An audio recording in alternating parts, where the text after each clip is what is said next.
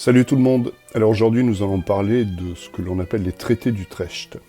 Les traités d'Utrecht, en fait, c'est un ensemble de traités qui ont été signés dans la ville d'Utrecht, dans les Provinces-Unies, aujourd'hui ça correspond aux Pays-Bas, par les grandes nations, les grands États européens à la suite de la guerre de succession d'Espagne.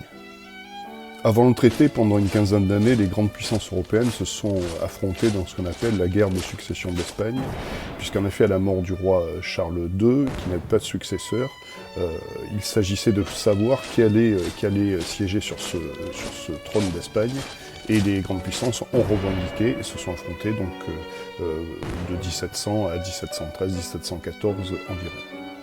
Les traités d'Utrecht, c'est à préciser, ont été rédigés en français. C'est ce qui va installer durablement la langue française comme langue diplomatique.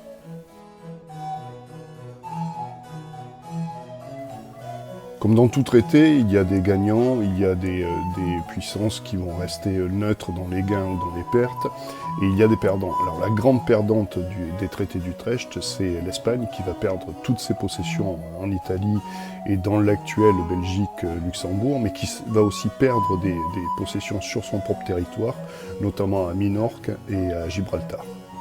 La France, quant à elle, va perdre des possessions territoriales, notamment et surtout à ses frontières sur le Rhin, ses frontières avec l'Italie, ses frontières au nord du pays, mais va aussi perdre, et surtout au profit de l'Angleterre, des possessions dans son empire colonial.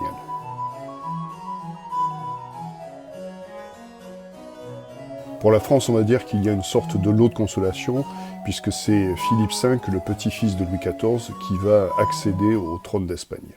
L'Autriche, quant à elle, va remplacer l'Espagne dans ce qu'elle a perdu dans les territoires italiens, mais aussi dans l'actuelle Belgique et Luxembourg.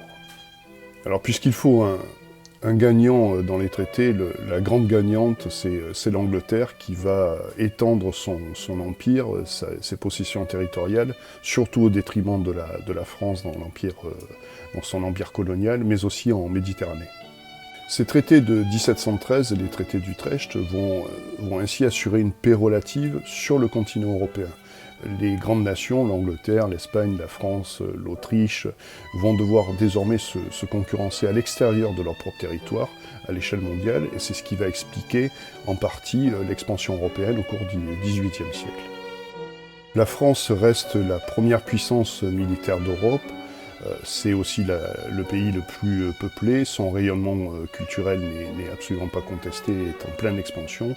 Toutefois, l'émergence de l'Angleterre comme puissance incontournable, comme très grande puissance, ne laisse désormais aucune place au doute.